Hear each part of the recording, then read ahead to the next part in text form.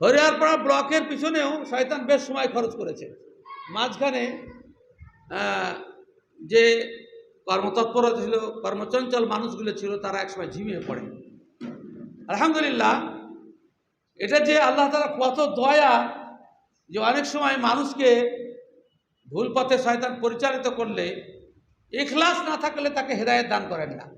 কিন্তু হরিহরপাড়ার মানুষ আর যাই হোক, মাঝখানে শয়তানের কুমন্ত্রণাতে, শয়তানের ফুসফুসানিতে মেলা কিছু হয়েছিল, কিন্তু আল্লাহ রাব্বুল আলামিন আবার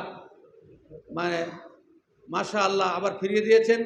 হরিহরপাড়ার সেই পুরাতন চিত্র আবার আমাদের সামনে ভেসে উঠেছে, সকলের চেহারা দেখতে এবং সকলেই যে দিনের জন্য আগ্রহী সেটা আমরা দেখতে পাচ্ছি। আল্লাহ রাব্বুল আলামিন এই চেহারাগুলোকে কবুল করুন এবং দিনের দাওয়াতের জন্য আল্লাহ রাব্বুল আলামিন আমাদেরকে নির্বাচিত করুন। আল্লাহ তাআলা আমাদেরকে সৃষ্টি করেছেন একটা বিশেষ উদ্দেশ্যে। আপনি জানেন, তিনি খালিফা বলেছেন আমাদেরকে। খালিফা খালিফা শব্দের অর্থ হচ্ছে প্রতিনিধি। খালিফা শব্দের অর্থ হচ্ছে প্রতিনিধি। কার প্রতিনিধি? আল্লাহর প্রতিনিধি। পৃথিবীতে আমরা আল্লাহর প্রতিনিধি। আল্লাহর প্রতিনিধি স্বরূপ, মানে বকলমে এর যদি ইংরেজি করা হয়, আল্লাহর রাষ্ট্রের রাষ্ট্রদূত আমরা। আমরা রাষ্ট্রদূত। রাষ্ট্রদূতের কাজ কি? নিজের রাষ্ট্রের গুণগান গাওয়া। আপনি ভারতের যত রাষ্ট্রদূত বহির রাষ্ট্রে আছে, আপনি একজনকেও দেখেছেন যে ভারতের খারাপ দিক কোন সময় তুলে ধরেছে? ওদের সব সময় কাজ হচ্ছে ভারত রাষ্ট্রের পক্ষে কথা বলা। আর যখনই কেউ কোনো বিপক্ষে কথা বলেছে, সঙ্গে সঙ্গে ওকে বসিয়ে দিয়েছে এবং অন্যকে সে জায়গায় পাঠিয়েছে। এটাই দুনিয়ার সিস্টেম। আল্লাহ তাআলা আমাদেরকে সৃষ্টি করেছেন যে সারা পৃথিবীতে আল্লাহর কথা বলবে, আল্লাহর দ্বীনের পতাকা সমুন্নত করবে এবং মানুষকে আল্লাহর দিকে আহ্বান জানাবে। এই জন্য আল্লাহ রাব্বুল আলামিন আমাদেরকে সৃষ্টি করেছেন। আল্লাহ তাআলা নিজে বলছেন, কুনতুম খায়রা উম্মাতিন উখরিজাত লিন-নাস তা'মুরুনা বিল মা'রুফ ওয়া তানহাউনা আনিল মুনকার ওয়া তু'মিনুনা বিল্লাহ। মানুষের কল্যাণের জন্যই তোমাদেরকে সৃষ্টি করা হয়েছে। আল্লাহ তাআলা আমাদেরকে সৃষ্টি করেছেন। লক্ষ কোটি মানুষের মধ্যে আল্লাহ তাআলা মুসলিমদেরকে নির্বাচিত করেছেন। নির্বাচিত করার পরে আল্লাহ সাল্লাল্লাহু আলাইহি সাল্লাম এই সমস্ত মানুষদের সম্পর্কে নিজে বলছেন, লা তাযালু তায়ফাতুম মিন উম্মতি যাহিরিন আলা হক লা ইয়াদুররুহুম মান খালাফাহুম হাত্তা তাকুমাস সাআহ। আমার উম্মতের মধ্যে গুটি কয়েক লোক, স্বল্প কিছু লোক হককে নিয়ে প্রতিষ্ঠিত থাকবে, বিরোধীরা এদের কোনো ক্ষতি করতে পারবে না কিয়ামত পর্যন্ত। আল্লাহ তাআলা কোরআন মাজিদে বলছেন, ওমিম্মান খালাকনা উম্মাতুন ইয়াহদুনা বিল হক ওয়া বিহি ইয়াদলুন। পৃথিবীতে যত মানুষ সৃষ্টি করেছি, ওমিম্মান খালাকনা, যত মানুষ আমি সৃষ্টি করেছি, উম্মাতুন, একটা ছোট্ট দল আছে, ইয়াহদুনা বিল হক, তারা হককে ধারণ করে থাকবে, ওয়া বিহি ইয়াদলুন, এবং হককে নিয়ে তারা ফয়সালা করবে। এই বিষয়টা নিঃসন্দেহে তথা সমাজের কাছে পরিচিত আহলে হাদিসদের ছাড়া পৃথিবীতে অন্য কেউ নয়। তার কারণ আহলে হাদিসরা কোনো সময় কোনো আলেমের উদ্ধৃতি দিয়ে কথা বলে না, এবং কোনো আলেমকে কোনো আলেমের উদ্ধৃতি কথা বলে না। যখনই কথা বলে আল্লাহ এবং তার রাসূল এবং সাহাবীদের কথা বলে। এটাই হচ্ছে বৈশিষ্ট্য। যখন কোনো মানুষ দেখবেন যে সে মানুষের কথার দিকে আহ্বান জানাচ্ছে, সে ব্যক্তি হয় বেদাতি, আর না হয় পথভ্রষ্ট, না হয় অন্য কিছু। কারণ আল্লাহ তাআলা নিজে পরিষ্কার ভাষায় বলছেন, ইত্তাবিউ মা উনজিলা ইলাইকুম মির রাব্বিকুম ওয়া লা তাত্তাবিউ মিন দুনিহি আউলিয়া কালিলাম মা তাযাক্কারুন। তোমরা শুধুমাত্র আল্লাহর পক্ষ থেকে অবতীর্ণ হওয়া বিধানের অনুসরণ করো। কোনো ওলি আউলিয়া কাউরের কথা তোমরা অনুসরণ করবে না, কেননা মানুষের স্মৃতিশক্তি খুব দুর্বল, মানুষ সিদ্ধান্ত নিতে দুর্বল, মানুষ ভবিষ্যৎ সম্পর্কে কোনো ধারণা রাখে না, অতীত সম্পর্কে কোনো জ্ঞান রাখে না। এবং বর্তমানের সময় সংখ্যা অত্যন্ত সংকীর্ণ, সে বিষয়ে তাদের স্পষ্ট কোনো ধারণা নেই। সেজন্য আল্লাহ রাব্বুল আলামিন যারা পথভ্রষ্ট ইসলাম বহির্ভূত লোক তাদের সম্পর্কে কোরআন মাজিদে স্পষ্ট করেছেন, ইয়াত্তাবিউনা ইল্লা যান ওয়া ইনহুম ইল্লা ইয়াখরুসুন, এরা ধারণার অনুসরণ করে এবং আন্দাজে কথা বলে। এটা কম বৈশিষ্ট্যের অধিকারী নয় যে আল্লাহ রাব্বুল আলামিন ইঙ্গিতে পরিষ্কার বলছেন যে এই যারা হককে নিয়ে চলবে তাদের পৃথিবীতে সংখ্যা হবে অত্যন্ত নগণ্য। এবং হক কি? সূরা ইউনূসে আল্লাহ রাব্বুল আলামিন হকের সংখ্যা দিয়েছেন যে ওমা যা বাদাল হক ইল্লা দালাল, হক ব্যতীত সবই ভ্রষ্টতা। আর হকের ব্যাপারে সূরা কাহফের 29 নম্বর আয়াতে আল্লাহ রাব্বুল আলামিন বলছেন ওয়ালিল হাক্কু মির রাব্বিকুম, হক তোমার পক্ষ থেকে, রবের পক্ষ থেকে আসে। এটা মানুষের পার্লামেন্টারি মানে কোনো মিটিংয়ে বা সংসদে বা বিধানসভায় বলে হাত তোলে, বলে হ্যাঁ জয়ী হয়েছে, হ্যাঁ জয়ী হয়েছে, হ্যাঁ জয়ী হয়েছে, না পরাজিত হয়েছে, না পরাজিত হয়েছে, না পরাজিত। এটা কিসের ভিত্তিতে চিহ্নিত করা হয়? হাত তুলছে, হাত গুনছে, হকের পক্ষে যা সিদ্ধান্ত তার পক্ষে কতজন, বিপক্ষে কতজন। যেদিকে আমাদের গণতন্ত্রের সংজ্ঞা হচ্ছে যে মেজরিটি মাস্ট বি গ্রান্টেড, 10 যেখানে খোদা সেখানে, যেখান থেকে আমরা এই দলিল সংগ্রহ করেছি, 10 যেখানে খোদা সেখানে। আর আল্লাহ তাআলা কোরআন মাজিদে নবী মুহাম্মদ সাল্লাল্লাহু আলাইহি ওয়াসাল্লামকে পরিষ্কার ভাষায় বলছেন, ওয়া ইন তুতি আকসারা মান ফিল আরদি ইউদিল্লুকা আন সাবিলিল্লাহ ইয়াত্তাবিউনা ইল্লা যান ওয়া ইনহুম ইল্লা ইয়াখরুসুন। হে মুহাম্মদ সাল্লাল্লাহু আলাইহি ওয়াসাল্লাম, তুমি যদি অধিকাংশ লোকেদের মতামতের ভিত্তিতে নিজেকে পরিচালিত করো তাহলে তারা তোমাকে হকের পথ থেকে বিচ্যুত করে দেবে।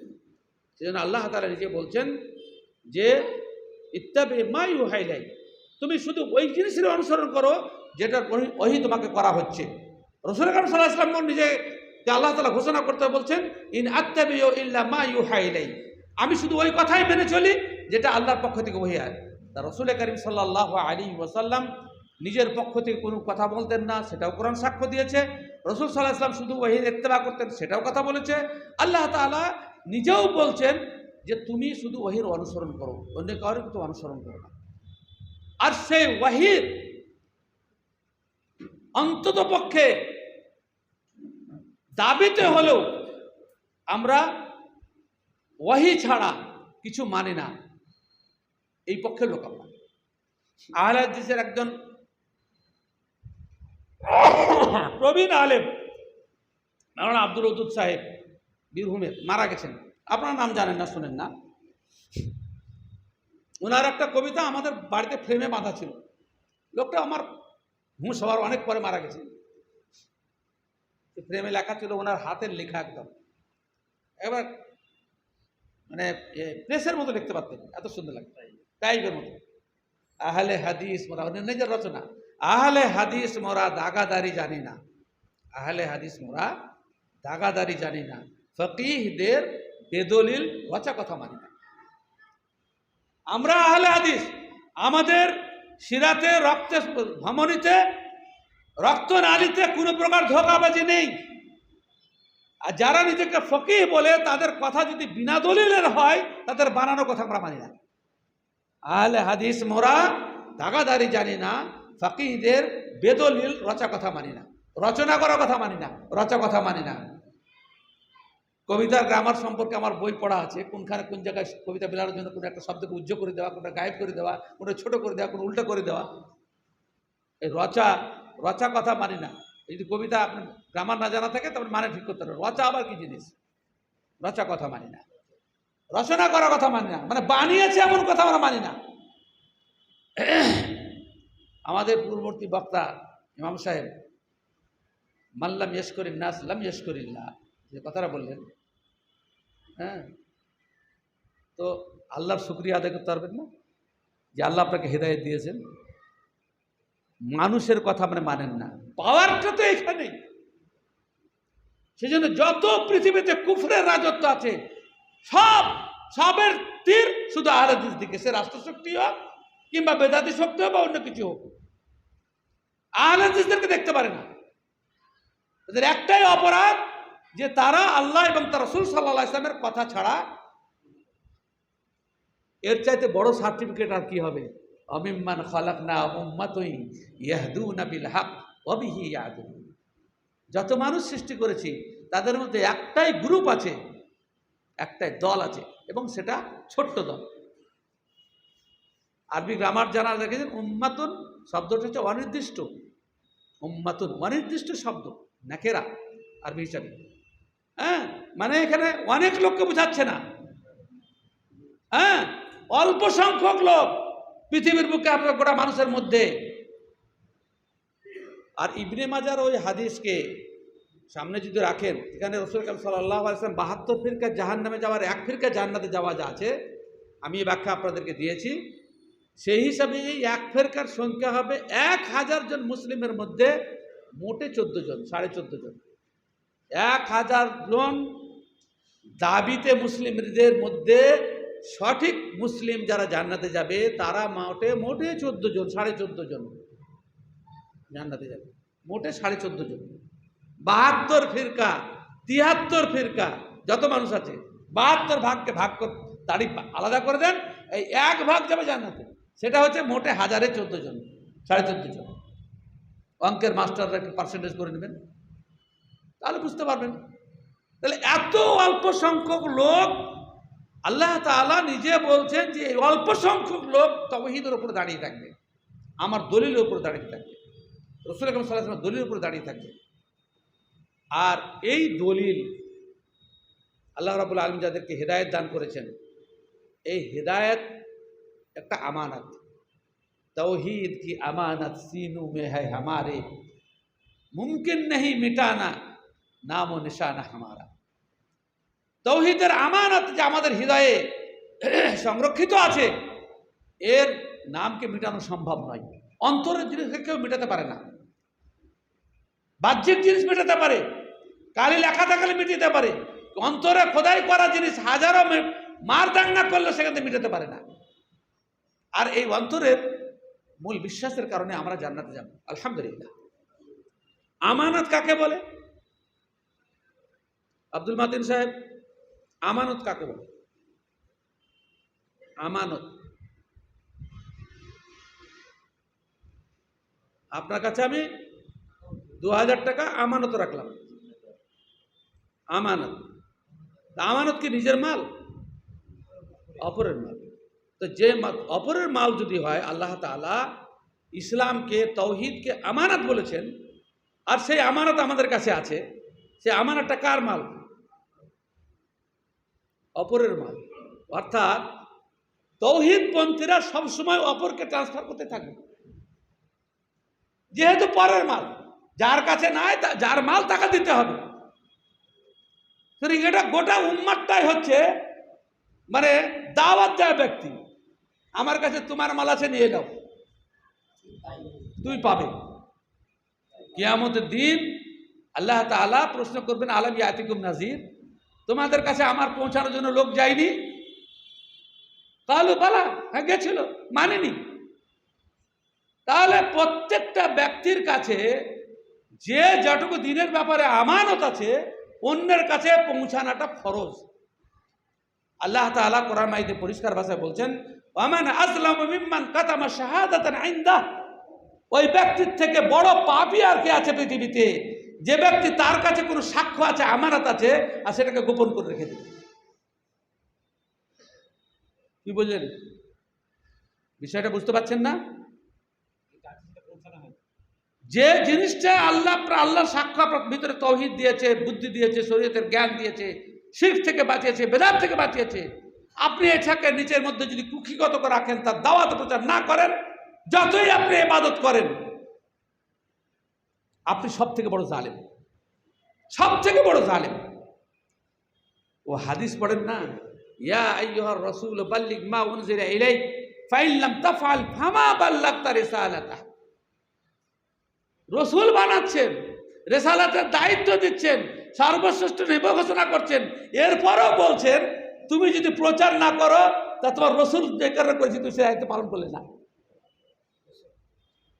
তুমি সে দায়িত্ব পালন করলে না।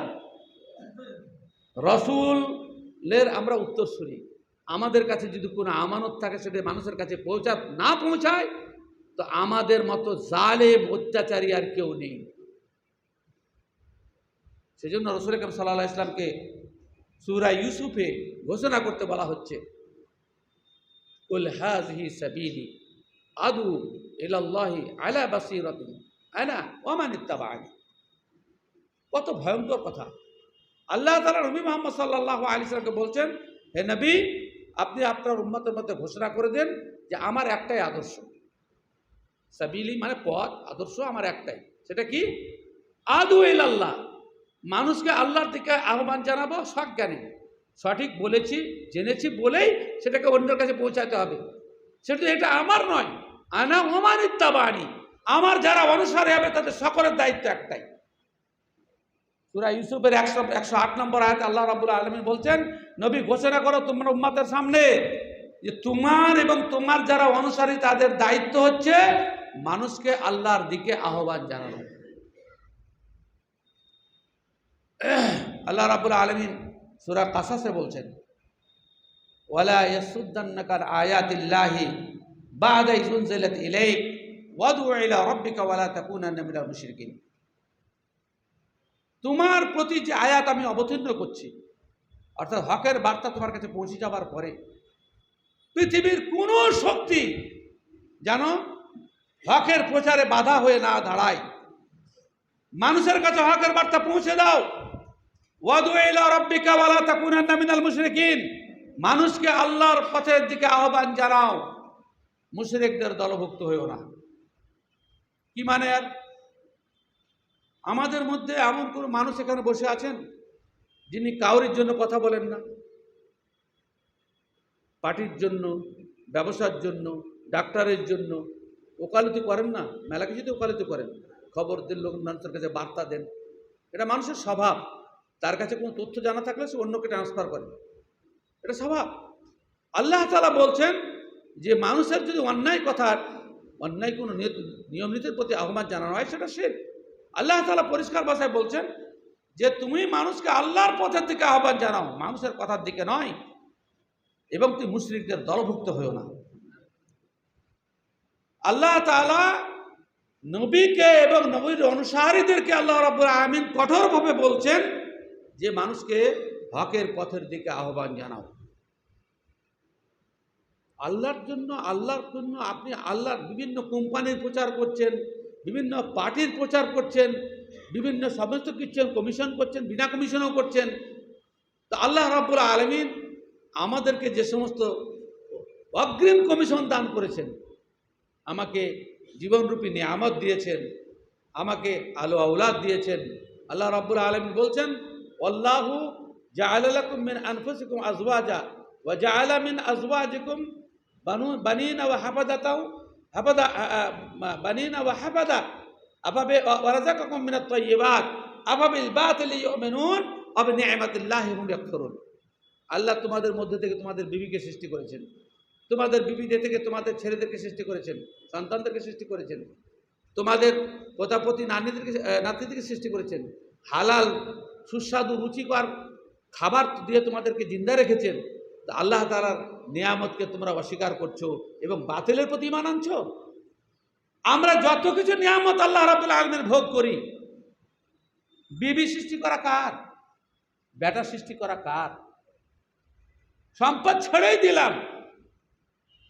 এই সমস্ত নিয়ামতের বিনিময়ে আল্লাহ তাআলার গুণগান ও গুণকীর্তন, আল্লাহর সাম্রাজ্য বিস্তারের প্রচেষ্টা, আল্লাহ তাআলার কাছে আল্লাহ তাআলার কথা মানুষকে পৌঁছানো, এটা যে আমাদের দায়িত্ব কর্তব্যের মধ্যে পড়ে সেটা আমরা বুঝতে পারি না। রাসূল কারীম সাল্লাল্লাহু আলাইহি ওয়াসাল্লাম পরিষ্কার ভাষায় বলছেন, মান রাআ মিনকুম মুনকারান ফালিয়ুগাইয়িরু বিয়াদিহি, তোমাদের মধ্যে কেউ আল্লাহ বিরোধী কোনো কাজ দেখলেই তাকে ক্ষমতা থাকলে শক্তি দ্বারা বাধা দিবে। যদি ক্ষমতা প্রয়োগ করলে তোমার ক্ষতির সম্ভাবনা থাকে, তাহলে তুমি মুখে বলো, বক্তব্যে বলো, পার্সোনালি বলো। যদি এটাও তোমার পক্ষে ভয় লাগে, তোমার সাহস না হয় বা ক্ষতির আশঙ্কা থাকে, তাহলে অন্তর থেকে তুমি পরিবর্তন করার চেষ্টা করো। এই যে সভা, এটা অন্তর থেকে পরিবর্তন করার একটা অন্তরের পরিকল্পনা। কারণ সকলকে আল্লাহ রাব্বুল আলামিন বলার ক্ষমতা প্রদান করেননি। সেই জন্য যাদেরকে দিয়ে কাজ করতে হবে, যখন আমরা দুনিয়াবি কোনো কাজে আটকে যাই, তখন পার্টির লিডারদেরকে ডাকি, পুলিশকে ডাকি, মামলা করি। এগুলো আমার সম্মুখ সমরে কাউকে না পারার বিকল্প রাস্তা এগুলা। তো শরীয়তের বিধানকে, শরীয়তের কথা প্রচার করতে গিয়ে আমরা যদি কোনো জায়গায় আমাদের সমস্যা আমরা মনে করি, তাহলে আমাদেরকে সেই হকের কথাটাকে প্রচার করার জন্য চেষ্টা করতে হবে না? অথচ এটা আমাদের জন্য বাধ্যতামূলক, ফরজ, প্রত্যেকটা ব্যক্তির জন্য ফরজ।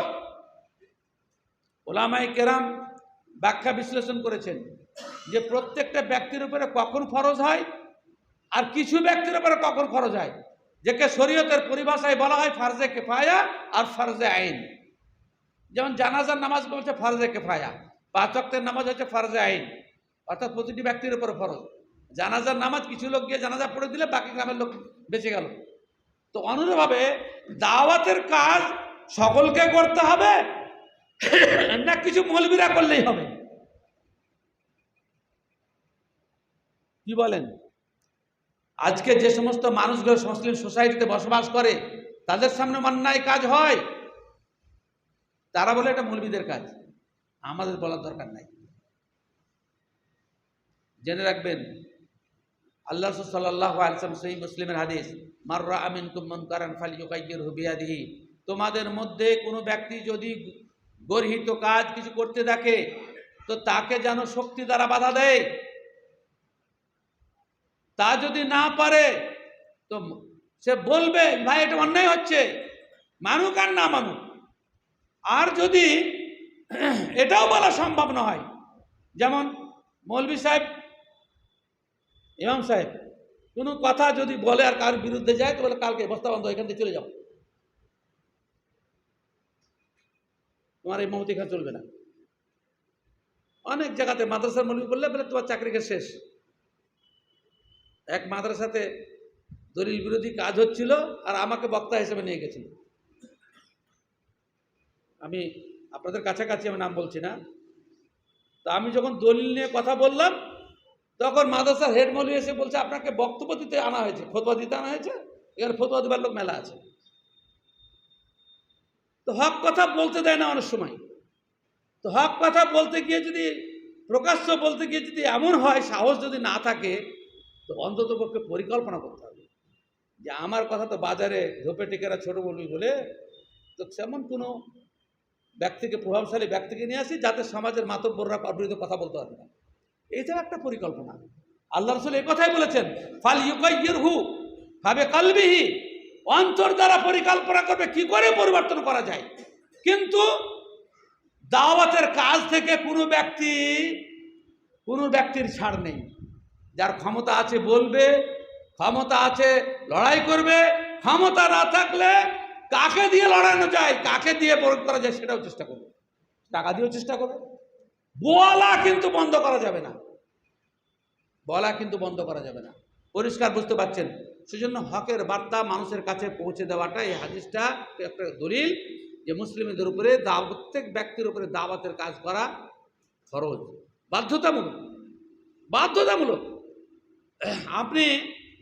আমি কোনো পার্টির সমর্থকও নই, আর আমি কোনো, আমাদের সংগঠনের তো লেখাই আছে যে কোনো পলিটিক্যাল পার্টি ডাইরেক্ট সদস্য হওয়া যাবে না। সংগঠনের একদম পরিষ্কার আমাদের এতে লেখা আছে। মুর্শিদাবাদ জেলার ডিআইবির এসপিকে আমি কপি দিয়েছি, আমার বাড়ি গেছিলেন উনি।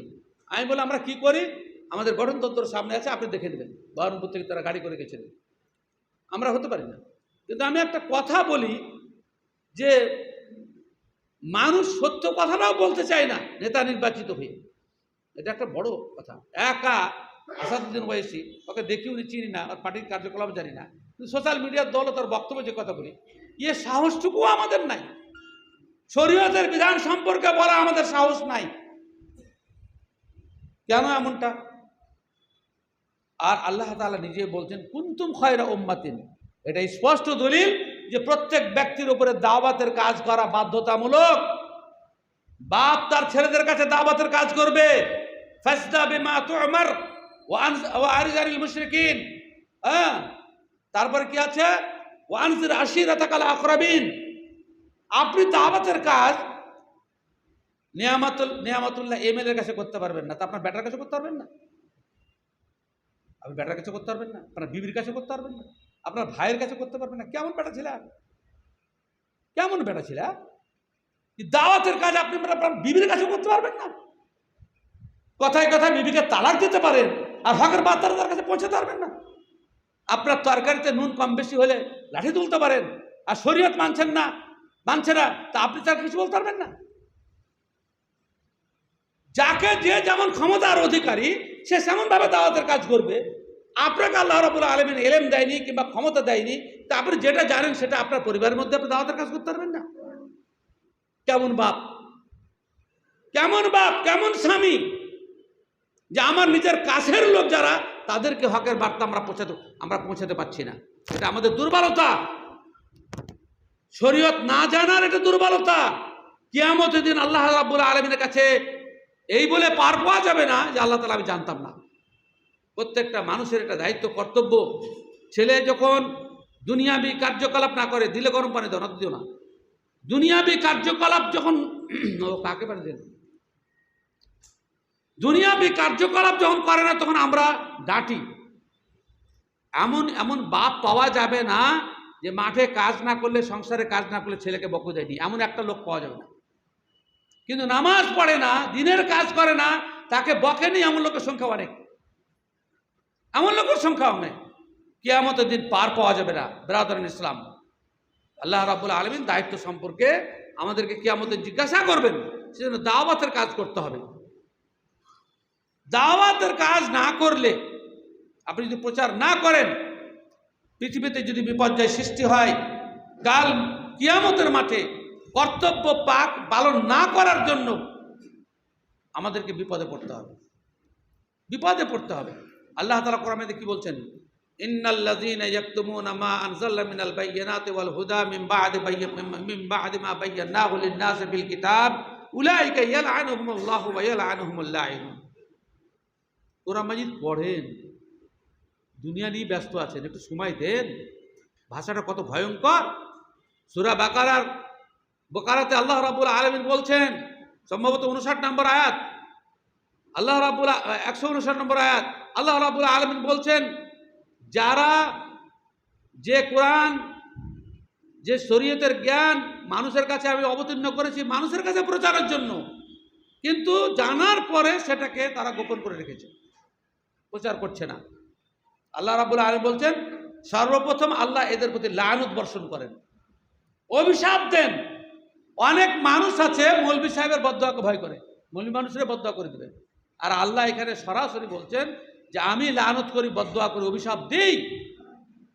ফেরেশতা মণ্ডলী বদদোয়া করে, অভিশাপ দেয়, সমস্ত মানুষ অভিশাপ দেয়। সমস্ত মানুষ অভিশাপ দেওয়ার ব্যাখ্যা কি বলে এক আলেম করছেন, এত গুরুত্বপূর্ণ ব্যাখ্যা, সব কিছু তো সব জায়গায় পাওয়া যায় না। মানুষ একটু করে অভিশাপ দেয়, দাড়িকে ধরে টানছে, দাড়িওয়ালাকে মারছে, দাড়িওয়ালাকে মারছে টেনে বাসে, এতে এটা মানুষের অভিশাপের কারণে, আল্লাহর অভিশাপের কারণে। যাদেরকে আমি মানুষের মধ্যে পুলিশ বানালাম, শরীয়তকে সংরক্ষণ করার জন্য আমি স্পেশালভাবে তাদেরকে নির্বাচিত করলাম, তারা কর্তব্য পালন করছে না, তোকে অপরাধীরাই মারছে, অপরাধীরাই মারছে, ঠিকভাবে কর্তব্য না পালনের জন্য। যাদের জন্য, যাদের সংশোধনের জন্য আল্লাহ তাআলা পাঠিয়েছেন, সেই সংশোধন কাজ না করার কারণে আল্লাহ তাআলা ওদেরকে দিয়েই পিটাচ্ছেন। এটা আল্লাহ তাআলার সিস্টেম। আর আপনি দাওয়াতের কাজ করবেন তো ইনশাআল্লাহুল আজিজ আপনার যে শত্রু সেও আপনার বন্ধু হয়ে যাবে। আল্লাহ তাআলা দাওয়াতের ফলে খালিদ বিন ওয়ালিদকে বন্ধু বানিয়েছেন, উমরকে বন্ধু বানিয়েছেন, হ্যাঁ, তারপরে হামজাকে বন্ধু বানিয়েছেন, হিন্দাকে বন্ধু বানিয়েছেন, আবু সুফিয়ানকে বন্ধু বানিয়েছেন, যারা একসময় শত্রু ছিল। দাওয়াত এমন একটা জিনিস যে এর মাধ্যমে আপনার শত্রু আপনার মিত্র হয়ে যাবে, এতে কোনো সন্দেহ নেই। আমরা সত্য কথা বলতে পারি না, সত্য কথা বলার আমরা চেষ্টাও করি না, এই জন্য আমাদের যত সমস্যা। আলহামদুলিল্লাহ, পুলিশ প্রশাসন সমস্ত লোকের সামনে আমরা আমাদের কথা বলতে ছাড়ি না। আল্লাহ তাআলা আমাকে আমার কথা বলতে পাঠিয়েছে, পরের কথা বলতে তো হবে না। আমাকে আমার কথা বলতে পাঠিয়েছে। আমি যার খাই তার নুন আমাকে গাইতে হবে, তার কথা বলতে হবে। আমরা রাষ্ট্রীয় একটা সিস্টেমের মধ্যে বসবাস করছি, তার বিরুদ্ধচারণ না করতে বলার কথা কোরআনে এসেছে, হাদিসে এসেছে। আমরা শরীয়ত মোতাবেকই চলি, শরীয়ত মোতাবেকই চলি। কোনো মানুষের সংশোধন এবং সংস্কার করার যদি বলা যায় প্রভাবশালী ক্ষমতাশালী, তাকে মজলিসে অপমান না করে সরাসরি তার কানে কানে গিয়ে বলতে হবে, সে সঠিক কথা বলতে হবে, এটাই তার সিস্টেম। কিন্তু আমরা নিজের স্বজনদের কাছে, নিজের প্রতিবেশীর কাছে আমরা হকের বার্তা পৌঁছাচ্ছি না, এটা গুরুতর অপরাধ, কাবিরা গুনাহ। আল্লাহ তাআলা পরিষ্কার ভাষায় বলছেন যে অভিশাপ অতদিন থাকবে ইল্লাল্লাযিনা তাবু মিন বাদি যালিকা ওয়া আসলাহু ওয়া বায়্যানু। প্রথম যারা ভুল বুঝতে পেরে তওবা করলো, ইসলাহ করলো। ইসলাহ কাকে বলে? আমি ভুল রাস্তায় এতদূর চলে এসেছি, আমাকে অন্যদিকে যাওয়া দরকার, পিছিয়ে দূরে এলো। এবং ওয়া বায়্যানু, বর্ণনা শুরু করলো, যে কথা বর্ণনা করার দরকার জন্য আল্লাহ তাআলা আমাদেরকে নির্বাচিত করেছেন। তা আল্লাহ তাআলা নিয়ে বলছেন ফাউলাইকা আতুবু আলাইহিম, এদের উপরে তওবা কবুল করব, এদের উপর অভিশাপ অর্জন করব না। আজকে মুসলিমরা দাওয়াতের না কাজ করার জন্য সারা পৃথিবীতে আযাব গজব চলে এসেছে, সারা পৃথিবীতে দাওয়াতের কাজ না করার জন্য।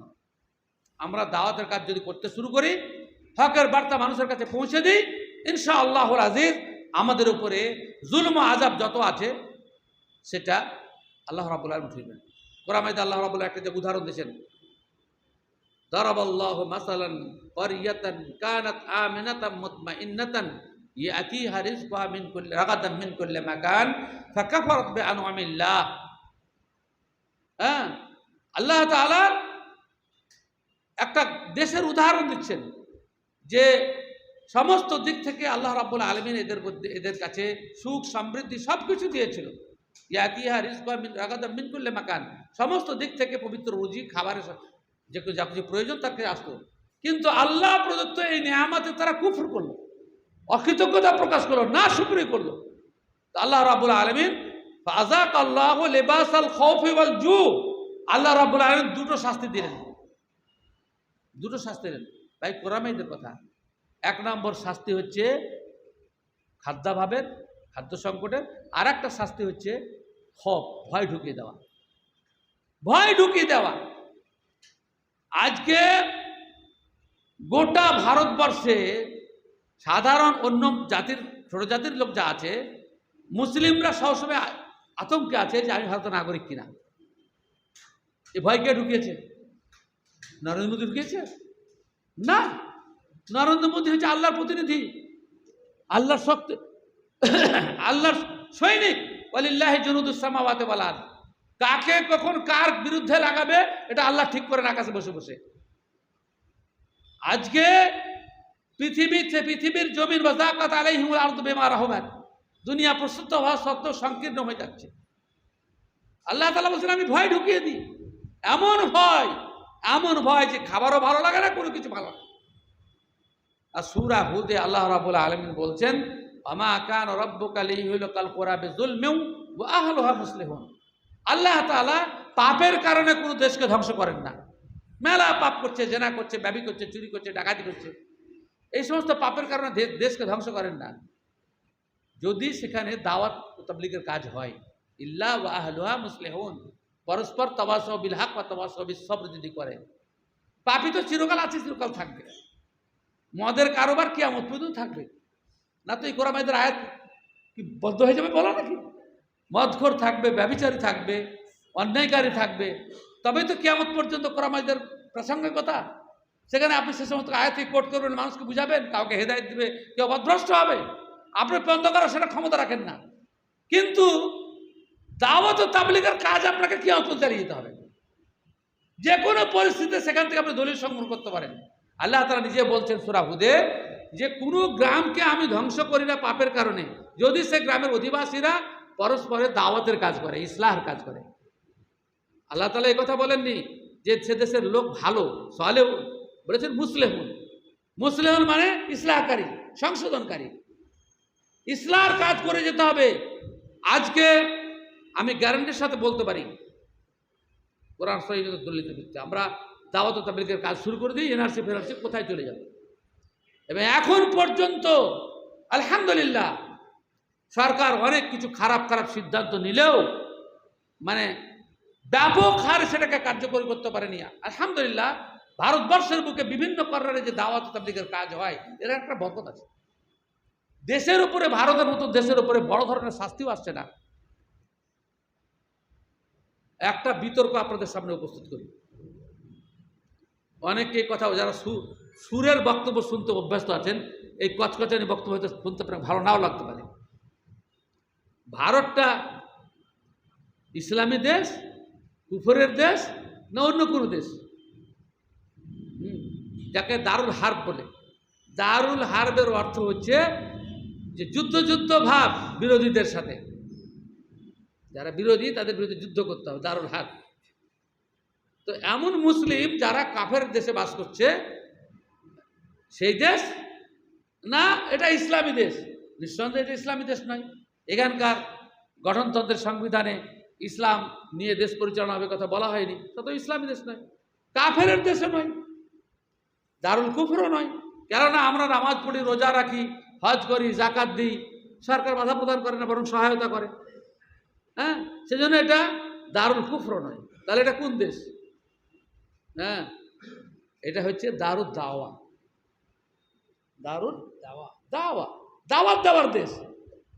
সৌদি আরবের দেশে যেখানে দাওয়াতের কার্যক্রম কম, আমাদের দেশে এর কোরআন থেকে আপনাদের দলিল দিচ্ছি। হ্যাঁ, আমাদের দেশে দাওয়াতের ক্ষেত্র ব্যাপক। কত পাপী, কত রকমের পাপী। আপনি কত দাওয়াত দেবেন, দেন না? কত দাওয়াত দেবেন, দেন না? রুগী বেশি হলে যেমন ডাক্তাররা মেলা রকম কারখানা খুলে বসে, তো এখানে তো মেলা রকম পাপ, তো মেলা রকম দাওয়াতের ব্যবস্থা করতে হয়। মাদ্রাসা থেকে দাওয়াতের কথা হোক, মসজিদের থেকে দাওয়াতের কথা হোক, সংগঠন থেকে দাওয়াতের কথা হোক, ব্যক্তি পর্যায়ে হোক, দাওয়াত আপনাকে দিতে হবে। এত রুগী দাওয়াত যদি না দেন তো এদের সংশোধন কে করবে? হ্যাঁ, এটা হচ্ছে দারুদ দাওয়া, দাওয়াতের দেশ। কারণ মাদুর সংখ্যা যাদেরকে আহ্বান জানাবো তারা এত বেশি, মানে মানে রুগী এত বেশি যে কোনো সময় আপনার ফুরসত নাই, চলমান দায়ী হতে হবে। দারুদ দাওয়া। আল্লাহ তাআলা কি বলছেন জানেন?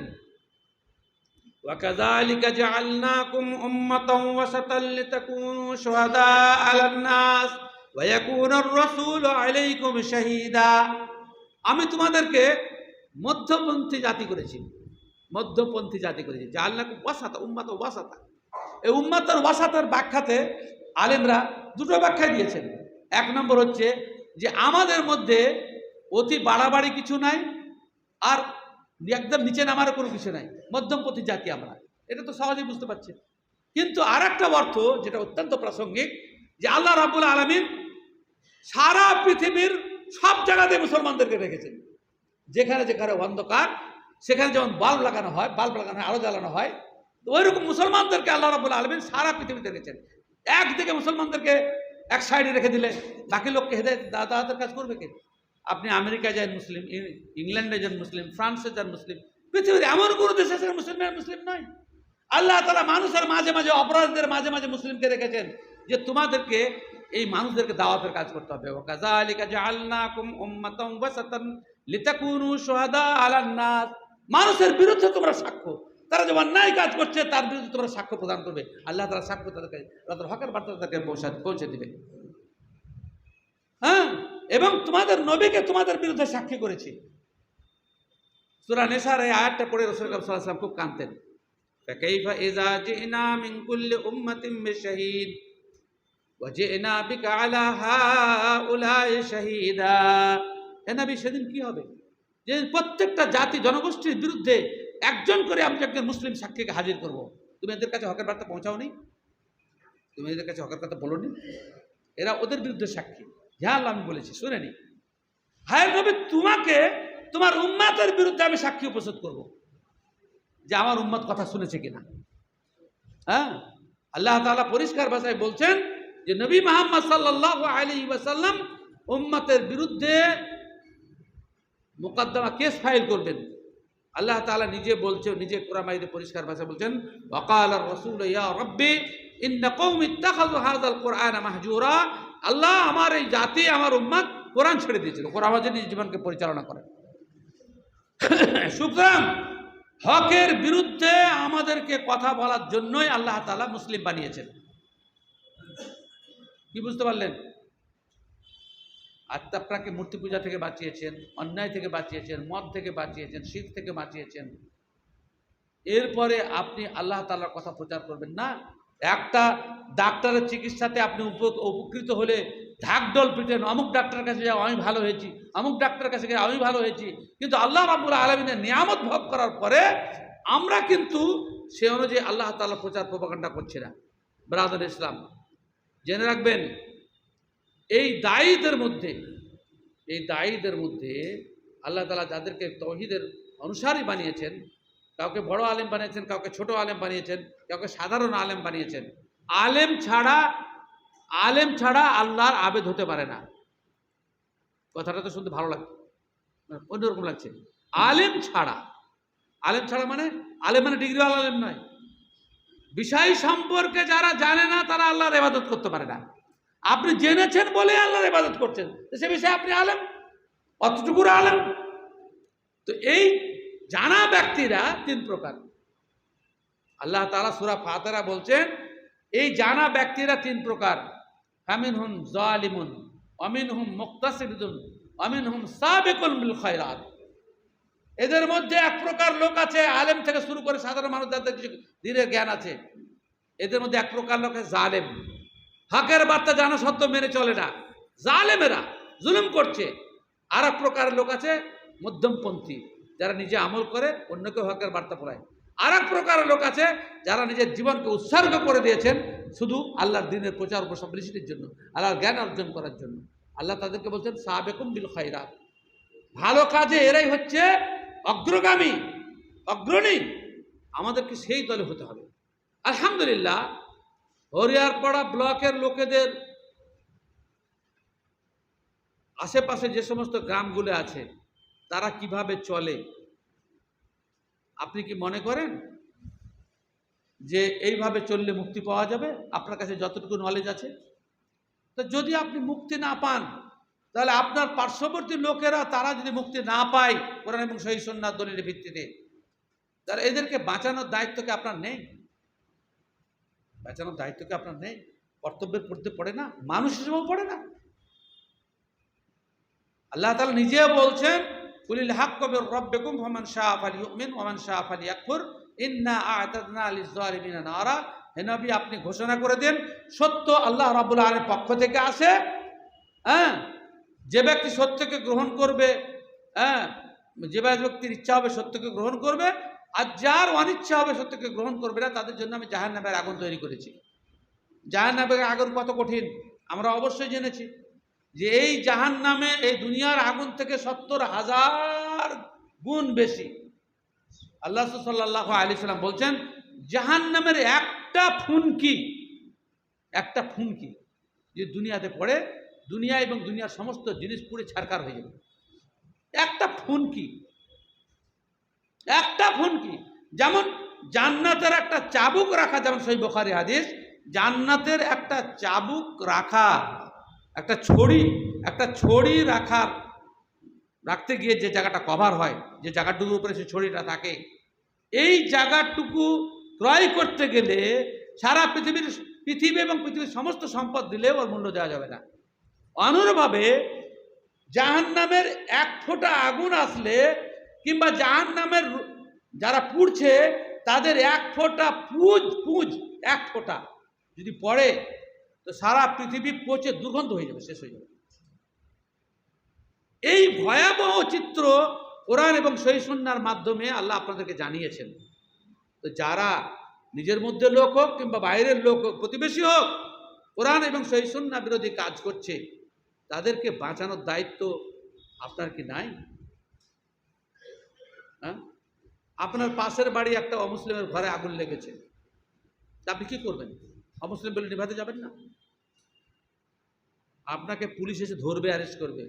সুস্থ সবল শরীরে বাড়ির মানুষগুলা পুড়ছে আর তুমি ফুর্তি উড়িয়েছ, এটা দায়িত্বের মতো কর্তব্যের মতো পড়ে? আপনি করেন এখানে একটা অমুসলিমের বাড়িতে আগুন জ্বলুক, আপনি যদি না নিভান, আর যদি পুলিশের কাছে খবর যায় যে এরা দাঁড়িয়ে দাঁড়িয়ে দেখেছে, তা আপনাকে আসামি হিসাবে ধরবে। অন্তত পক্ষে আপনাকে নিভানোর প্রচেষ্টা করতে হবে, ফায়ার ব্রিগেডকে আপনাকে ফোন করতে হবে, পুলিশকে জানাতে হবে যে আমরা পারছি না, কিন্তু আপনাকে সক্রিয় হতে হবে। এটা দুনিয়ার সিস্টেম। আর জাহান্নামের এত ভয়াবহ আগুন, জাহান্নামের এত ভয়াবহ আগুন, সেই আগুন থেকে বাঁচাবার জন্য আমরা কি চেষ্টা করব না? কু আনফুসাকুম ওয়া আহলিকুম নারা, নিজে বাঁচো, পারিপার্শ্বিক লোকদেরকে বাঁচাও। আহাল বলতে কাকে বলছে জানেন? আহাল মানে নিজের পরিবারের শুধু নয়, আমরা সব আদমের সন্তান, গোটাই আমরা পরিবার, মনুষ্য পরিবার। এই সমস্ত মানুষের কাছে হকের বার্তা দেওয়া এটা দায়িত্ব এবং কর্তব্য আমাদের। আল্লাহ তাআলা যেখানে যেমন সেখানে তেমন কথা বলতে বলেছেন। সব জায়গায় সব রকমভাবে কথা বললে হবে না। আপনি আপনার বন্ধুকে, আপনার ছেলেকে, আপনার স্ত্রীকে যে মেজাজে কথা বলবেন, দেশের নেতাকে সেই মেজাজে কথা বলবেন? গ্রামের বড় লোক, গ্রামের বড় মাস্তান, তাকে সেই মেজাজে কথা বলবেন? এটা কি হিকমত? উদু ইলা সাবিলি রাব্বিকা বিল হিকমাতি ওয়াল মাউইযাতিল হাসানাতি ওয়াজাদিলহুম বিল্লাতী হিয়া আহসান। মূসা এবং হারুনকে ফেরাউনের কাছে পাঠালেন, যাও দাওয়াতের কাছে। মূসা ফেরাউনকে দাওয়াত দাও।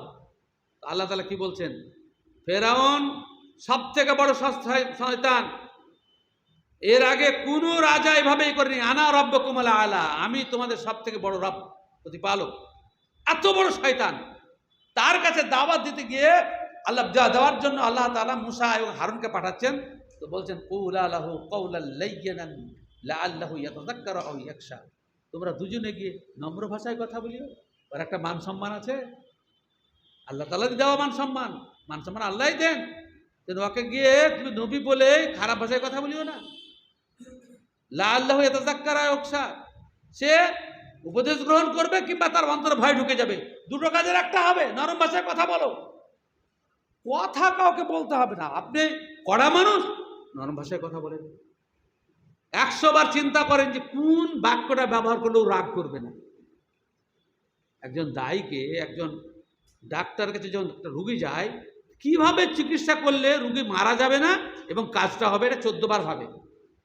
তা আপনি একজন আধ্যাত্মিক দায়ী, দাওয়াতের কাজ করতে মানে আল্লাহ তাআলা আপনাকে শক্তি দিয়েছে বলে আপনি লোককে বকবেন, ডাঁটবেন, চিল্লাবেন, চেঁচাবেন, জাহান্নামী বলবেন, কথা বলার অধিকার আল্লাহ তাআলা দেয়। আপনি একজন বার্তাবাহক, আল্লাহর কথাটা পৌঁছে দেন। ভাই, কোরআনে কথাটা এসেছে, আপনাকে একটু পৌঁছে দিলাম। খলিফা হারুন রশিদের কাছে এক মৌলভী সাহেব গিয়ে খুব ডেটের কথা বলছেন। তো খলিফা হারুন রশিদ বলছেন, আমি কি ফেরাউনের থেকে বড় অপরাধী, আর তুমি কি মুসার থেকে বড় আলেম নাকি? ফেরাউনের মতো লোককে গিয়ে নরম ভাষায় আল্লাহ তাআলা কথা বলতে পারছে, আর আমার কাছে মেজাজ নিয়ে কথা বলছো? আমি কি ফেরাউনের থেকে বড় অপরাধী? একটা কথা চিন্তা করতে হবে যে আমাদের দেশে যেমন চোর, ডাকাত, বেঈমান আছে, তারা ফেরাউনের থেকে বড় অপরাধী নয়।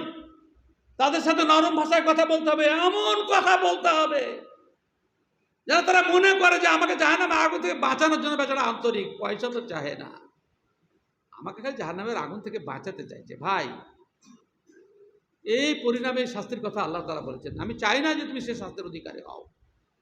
ঠান্ডা মাথায় কথা বলতে হবে, দাওয়াতের কাজ কিন্তু আপনাকে করতে হবে, হিকমতের সাথে কথা বলতে হবে। খলিফা হারুন রশিদ সম্পর্কে একটা মজার ঘটনা আছে। কৌশল করে কি কথা বলতে দেখেন। দায়ীদেরকে এই সমস্ত প্রশিক্ষণ নেওয়া উচিত এবং সালাফদের বইপত্র আমাদেরকে পড়া উচিত। দাওয়াতের কাজ করতে গেলে এমনি শুধু কয়েকটা আয়াত মুখস্থ করলে হবে না, আপনাকে হিকমতের সাথে কাজ করতে হবে। খলিফা হারুন রশিদের কাছে বড়লোক মানুষ, আমাদের দেশের নেতাদের কি যাচ্ছে, খলিফা হারুন রশিদ বলে কথা। খুব পিপাসা লেগেছে, তো সঙ্গে সঙ্গে তার খাদেম পানি নিয়ে এসছে। পানি খেতে যাবেন, তখন মৌলভী সাহেব ওনার দরবারে যিনি বসেছিলেন বিনয়ের সাথে বলছেন, যদি পানি পান করার আগে একটা কথা শুনতেন, আলেমদেরকে তিনি ভালোবাসতেন, বলো বলো, পানি খাওয়ার আগে আমার কথা শুনতে হবে। ঠান্ডা মাথায় বলছে, বলো। বলে আচ্ছা, চরম পিপাসা লেগেছে আপনাকে, চরম পিপাসা লেগেছে, প্রাণ উষ্ঠাগত পিপাসাতে, তৃষ্ণার্ত অবস্থা। গোটা পৃথিবীতে কোনো পানি নাই, ওই 1 গ্লাস পানি আছে যার কাছে, ও বলছে এত টাকা লিখো, এত টাকা লিখো, তবে এই পানি দেবো, যে দিতে পারবে তাকে পানি দেবো। তো যাদের নাই তারা তো মরে যাবে, আর যাদের আছে অর্থাৎ আপনার আছে, তা আপনি আপনার জান বাঁচাবার জন্য এই 1 গ্লাস পানির দাম কতটা দিতে পারবেন? কতটা দিতে আপনি সম্মত হবেন? বলে জান বড় প্রিয়, 1 ঢোক পানি পান করা কিয়ামতের দিন তো মানুষ কি অবস্থা হবে, তো আমি আমার অর্ধেক রাজত্ব দিতেও রাজি আছি জান বাঁচানোর জন্য। তখন বললেন, ওই আলেম সাহেব বললেন, তর্কের খাতিরে আপনি ধরে নেন যে আপনার পিপাসা নিবৃত্ত করার জন্য আপনার অর্ধেক স্টেট চলে গেছে, আপনি পানি খেলেন, পানি খান। পানি পান করার পরে পানির যা কাজ শিরা উপশিরায় প্রবাহিত হলো, শেষকালে গিয়ে পেশাবের থলিতে পানি জমেছে, আর দারুণ পিপাসা পেশাব লেগেছে, কোনো মতেই আর পেশাব হচ্ছে না। একটা মানুষের পেশাব বন্ধ হলে কিভাবে তড়পাই দেখেছেন কাউকে? সুবহানাল্লাহ, ওর মতন কষ্ট কিছু নাই। বলে বাদশাহ জনাব আপনার আর পেশাব হচ্ছে না, কোনো মতেই আপনি চেষ্টা করে আপনার আশপাশের যত ডাক্তার ফাক্তার আছে সব ফেলে আপনার পেশাব হচ্ছে না, এই বিপদ থেকে মুক্তির জন্য আপনি কত টাকা খরচ করতে পারেন? বাকি যে অর্ধেক রাজত্ব আছে সে অর্ধেক রাজত্ব আমি দিয়ে দেবো, কিন্তু ওই জ্বালা থেকে মুক্তি পেতে চাই। উনি তখন হিকমতের সাথে বলছেন বাদশাকে, বাদশাহ জনাব আল্লাহ যদি ইচ্ছা করেন যত সব অহংকারী আছে এদেরকে 1 গ্লাস পানি পান করতে আর পানিটা বাহির করতে আর সব শেষ করে দেবেন, সমস্ত সম্পদ শেষ করতে পারেন। কোনো মানুষকে দাওয়াত দেওয়ার জন্য, হিকমত দেওয়ার জন্য আপনি চিন্তা ভাবনা করেন যে মানুষটাকে কিভাবে আপনি দলিলের সামনে আপনি তাকে নত করবেন, কোরআন এবং সহিহ সুন্নাহর কথা বলবেন। এ হচ্ছে হিকমার সাথে আপনাকে দাওয়াত দেওয়ার কতকগুলি অনেক অনেক কথা আছে, এইভাবে সালাফদের বইপত্র পড়লে আপনি সে বুঝতে পারবেন। আর সর্বশেষ কথা, পুরাতন কথা নতুন করে পড়েছি 3 দিন আগে, আবার নতুন করে পড়েছি হাসান বাসারির ঘটনা। এবার উমরা করতে গিয়ে সুয়ারুম মিন হায়াত তাবিঈন গ্রন্থটা কিনে নিয়েছি, কারণ আগে অন্যের কাছে পড়া থেকে বলতে হবে, এবার আমার কাছে পুঁজি আমি একদম নিজের মানে বাড়িতে বেঁধে রেখেছি, যে কেউ দেখতে চাইলে দেখিয়ে দেবো। হাসান বাসারি বিখ্যাত তাবিঈ। হক কথা বলতে গেলে আল্লাহর প্রতি তাওয়াক্কুল রাখতে হবে, ভরসা রাখতে হবে, হিকমতের সাথে কথা বলতে হবে এবং আল্লাহর প্রতি ভরসা রাখতে হবে। পুলিশকে ভয়, গোয়েন্দাকে ভয়, আপনি দেশ বিরোধী কোনো কাজ করছেন, দেশ বিরোধী কাজ করলে আপনার অবশ্যই ভয় থাকা উচিত, সেটা যে কোনো সিস্টেমের হোক। ভারতের সংবিধানে বলা হয়েছে প্রত্যেক মানে ধর্মবিশ্বাসী মানুষ নিজের ধর্ম পালন করতে হবে, প্রচারও করতে হবে। সেই জন্য সোশ্যাল মিডিয়ায় নানান রকম প্রচার করতে, সাধু সন্ন্যাসী যত যে যা পারছে করছে, ও বিশ্বাস আছে মানুষ প্রচার করতে পারে। আমরা জলসা জুলুস ওই জন্যই করতে পারছি, তো কবে বন্ধ করে দিত? হিন্দু প্রধান এলাকাতেও আমরা জলসা করছি, আশেপাশে হিন্দু আর আমরা মাঝখানে জলসা করছি, কোরআনের কথা বলছি, দাওয়াতের কথা বলছি, মূর্তি সংক্রান্ত আয়াত বলছি, পাথর সংক্রান্ত আয়াত বলছি। এটা ভারতের মানে সংবিধানের বিশাল একটা উদারতা, আলহামদুলিল্লাহ। কিন্তু আমরা ভয়ে মরছি। আরে ভয় আল্লাহকে করো, যে আল্লাহ তোমাকে যে দায়িত্ব দিয়েছে সে দায়িত্ব পালন না করে কি শাস্তি হবে। আতাকশা নাস ফাল্লাহু হাক্কা তাকশা, আল্লাহর কাজ করতে যাবেন আর আল্লাহ আপনাকে রক্ষা করবেন, এটা হয়? আপনি কি আল্লাহকে নিমখারাম পেয়েছেন নাকি? ওয়াকান আল্লাহ শাকিরান আলিমা, কি আয়াত পড়লেন, কি আয়াত শুনলেন? আল্লাহ হচ্ছেন কৃতজ্ঞ এবং তিনি জানেন। হাসান বাসারি হাজ্জাজ বিন ইউসুফের যুগের লোক। হাজ্জাজ বিন ইউসুফ সম্পর্কে আমাদের নতুন প্রজন্মের ধারণাই নাই। খলিফা আব্দুল মালিক বিন মারওয়ানের গভর্নর ইরাকে, আর মক্কার আদলে, মক্কা মদিনা আদলে গৃহ নির্মাণ করলো ইরাকের ওয়াসেস শহরে, ঘোষণা দিল দেখতে এসো। আর কয়েক সপ্তাহে কারফিউ জারি করে প্রায় 10,000-এর বেশি লোককে খুন করেছে এই হাজ্জাজ। এর জীবনী বড় মানে বিচিত্র জীবনী। কোরআন মাজিদের জের জবর উনি লাগিয়েছে, ওই হাজ্জাজ এত লোককে আলেমদেরকে মেরেছে, সে আবার কোরআন মাজিদের জের জবর লাগিয়েছে হাজ্জাজ বিন ইউসুফ। এবং মরার সময় বলেছিল আমার জীবনে ভালো কাজ নাই, কিন্তু সাধারণ মানুষের জন্য যে উপকারটা করে গেলাম এর বিনিময়ে যদি আল্লাহ আমাকে ক্ষমা করে দেন। না তো আগে নাড়া আরবি ছিল, যে যেবার উনি লাগিয়েছেন রাষ্ট্রীয় ক্ষমতা দেওয়ার জন্য, যে যেবার উনি লাগা হাজ্জাজ বিন ইউসুফের। তা হাজ্জাজ বিন ইউসুফ যখন বিল্ডিং নির্মাণ করলো এবং সারা এলাকাতে খবর দিল যে আমার বিল্ডিং দেখতে এসো, তো প্রচুর লোক জমা হলো। এখন যদি এলাকার আমাদের এমএলএ সাহেব বিশাল একটা মানে বাড়ি করেন প্রচুর টাকা খরচ করে, আর ওনার হরিয়ারপাড়া থানার সব লোককে বলে যে আমার বাড়িতে ভোজ খেতে এসে দেখো কত বাড়ি, আসবে না লোক? ভয়েও আসবে, ভক্তিতেও আসবে। হাজ্জাজ বিন ইউসুফের সেই অবস্থা, ভয়ে ভক্তিতে সব কিছু চলে এলো, আর সব খুব প্রশংসা করে যে এগুলো বড় লোকদেরই ব্যাপার, এগুলো যে সে করতে পারে। হাসান বাসারি বললেন যে তো বড় বিপদ, মানুষ আল্লাহর ঘরে না গিয়ে মানুষের তৈরি করা ঘরে যাচ্ছে এবং তার প্রশংসা করছে, এ তো দুই রকম পাপ হচ্ছে। লোক প্রশংসা করছে, তুই ব্যাঙের মতন ফুলছে যে আমার প্রশংসাকারী মেলা, আর এক রকম প্রশংসা হচ্ছে যে গুনার কাজ হচ্ছে যে মা আল্লাহর ঘর না গিয়ে অন্য জায়গায় যা হচ্ছে। তো তিনি ভাবলেন যে আমি দাওয়াতের কাজ করতে যাই। তো দেশের আলেমরা বললেন খবরদার যাবেন না, ক্ষমতাসীন ব্যক্তির বিরুদ্ধে কিছু কাজ করতে গেলে বিপদ আসবে, খবরদার করবেন আপনি। যেমন আমি জেল থেকে বের হলাম, তো এমন কোন লোক না যে আপনাকে নিষেধ করেননি, আপনাকে সংযত হন। কি সংযত হবো রে বাবা, কি সংযত হবো? কোরআন হাদিসের কথা বলতে আমি কি সংযত হবো? আমি কি চুরি করেছি, ডাকাতি করেছি, ব্যভিচার করেছি, কি করেছি আমি সংযত হবো? কোরআন হাদিসের কথা বলতে পারবো না? হ্যাঁ। তো হাসান বাসারি চললেন, বলে যাও তাহলে তোমার ব্যাপার। গিয়ে বললেন যে তোমরা দুই রকম অন্যায় করছো, এক হাজ্জাজের প্রশংসা করে অন্যায় করছো, ও আরো বেশি পাপে উৎসাহ পাচ্ছে, আর আল্লাহর ঘর ছাড়া অন্য ঘর দেখতেছে, এই ব্যাপার তোমরা পাপী হচ্ছ।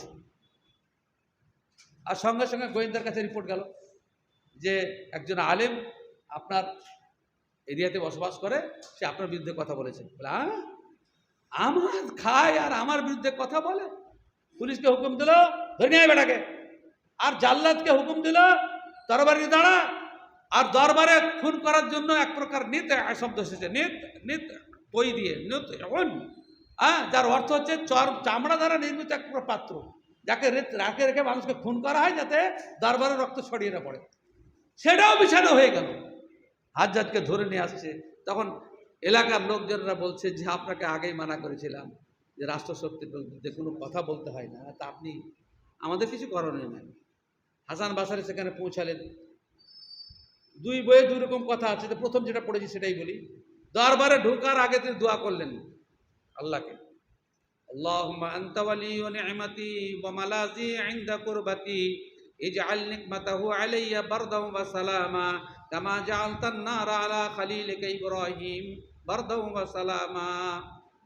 আল্লাহ, এই জীবনের অভিভাবক তুমি, এই নিয়ামতের তুমি অভিভাবক, বিপদের সময় তুমি আশ্রয় দাতা। হাজ্জাজ অকারণ আমার রাগ করেছে, আমি কোনো অপরাধ করিনি, ওর কোনো ক্ষতি করিনি, তোমার কথা বলতে গিয়ে রাগ করেছে। সুতরাং ইব্রাহিমেরা নমরুদের আগুনকে ইব্রাহিমের জন্য যেমন ঠান্ডা করে দিয়েছিলে, হাজ্জাজের রাগকেও তুমি ঠান্ডা করে দাও। ঢুকেছেন তো জাল্লাদ দাঁড়িয়ে আছে, হুকুমই হচ্ছে না, বিছানো আছে, সব অবাক কাণ্ড, যে অপরাধী আছে তা এত বিলম্ব কেন? তারপর বলছে আলেম হাসান বাসারিকে বলছে আমার কাছে আসেন, ইশারাতে ডাকছেন, কাছে বসিয়ে গিয়ে বিভিন্ন প্রকার মাসলা মাসাইল জিজ্ঞাসা করছে। হাজ্জাজ নিচে অবাক। শেষকালে নিজের আতরের বাক্স খুলছেন, আলাবা শব্দ, সে আলাবা ওই বাক্সটা ছোট্ট টাকা বলে যেখানে গুরুত্বপূর্ণ থাকে, অলঙ্কার থাকে কিংবা আতর থাকে, ছোট্ট বাক্সগুলা, ওটা খোলার পরে আরব দেশে সব থেকে দামি আতর যে হাজ্জাজ নিজে ব্যবহার করতো সেটা বাহির করে গোটা গায়ে লাগিয়ে দিয়ে বলছে আপনি বাড়ি যান, মাঝে মধ্যে দরবারে আসবেন, আপনি যদি না আসেন তাহলে সঠিক কথা কি করে জানতে পারবো? দরজার বাইরে বেরিয়ে দেখছেন যে ওর আত্মীয় স্বজনরা ভক্তরা মরা বহা লাশ খাট নিয়ে দাঁড়িয়ে আছে। তো উনি জিজ্ঞাসা করছেন কি ব্যাপার? বলে হাজ্জাজের দরবারে অপরাধী হয়ে কেউ আসলে সে তো জিন্দা ফিরে না, আপনি কেন জিন্দা? বলে আমি জানি না, আমি আল্লাহকে বললাম এই কথা, আর পরিণাম দেখছো এটাই। আপনি আল্লাহর জন্য যদি কাজ করবেন তা আল্লাহ আপনাকে রক্ষা করার আল্লাহর দায়িত্ব নাই? যতই বড় জালিম হোক, অত্যাচারী হোক, তার দিল নরম হতে বাধ্য, কেননা দিল তো সব আল্লাহর হাতে। আল্লাহুম্মা মুকাল্লিবাল কুলুব সাব্বিত কুলুবানা আলা দীনিক, আল্লাহুম্মা মুসাররিফাল কুলুব সাররিফ কুলুবানা আলা তাআতিক। সমস্ত মানুষের হৃদয় আল্লাহর দ্বারা, ইসাররিফুহা কাইফা ইয়াশা, যেদিকে চাই সেদিকে ফিরে দেন। একটা ভালো মানুষকে আপনার বিরুদ্ধে আল্লাহই করেন, একটা খারাপ মানুষের আপনার বন্ধু আল্লাহ বানান, এটা কোরআন হাদিসের কথা। শেষ করে দিচ্ছি, এটা আল্লাহরই কথা। সুতরাং দাওয়াত ও তাবলীগের কাজ করতে গেলে আল্লাহর প্রতি ভরসা রাখতে হবে এবং মানুষকে হিকমতের সাথে কথা বলতে হবে। যাক, আমি এই পর্যন্ত যে কথাগুলি বললাম তার 1 মিনিটের সারাংশ। আল্লাহর পক্ষ থেকে যে ওয়াহি এসছে, আলহামদুলিল্লাহ, ঘোষণা অনুযায়ী আমরা তার অনুসারী। আর এটা হচ্ছে আমানত, যা অন্য মানুষের যাদের কাছে নেই তাদের কাছে আমাদেরকে পৌঁছে দেওয়া ফরজে আইন, মানুষের কাছে পৌঁছাতে হবে। এবং এই দাওয়াতের কাজে কোনো প্রকার অবহেলা করা চলবে না। দাওয়াত সর্বস্তরের লোককে দিতে হবে আমার জ্ঞান অনুযায়ী। দাওয়াত হিকমত অনুযায়ী করতে হবে।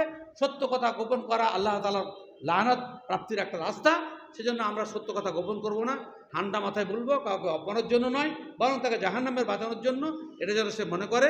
এবং দাওয়াত আমি যাকে দিচ্ছি তার উপরে যেন আমি কোনো মতে আধিপত্য বিস্তার না করি, আমি নিজেকে শ্রেষ্ঠ যেন ঘোষণা না করি। আমি একজন আল্লাহর প্রতিনিধি, আমি মানুষকে বুঝাতে চাইছি, এটা ছাড়া অন্য কিছু নয়। এরপরেও এত সব হিকমতের মানে সব কিছুর আধার ছিল রাসূল সাল্লাল্লাহু আলাইহি ওয়াসাল্লাম, তারপরে অত্যাচারিত হয়েছেন। আমাদেরকে দাওয়াতের মধ্যে নামলেই কিছু কিছু আমাদেরকে মালিশ হবেই, অত্যাচার কিছু হবে, সেগুলো সহ্য করতে হবে এবং এর মজুরি অনেক। আল্লাহ রাব্বুল আলামিন সে তৌফিক যেন আমাদেরকে দান করেন।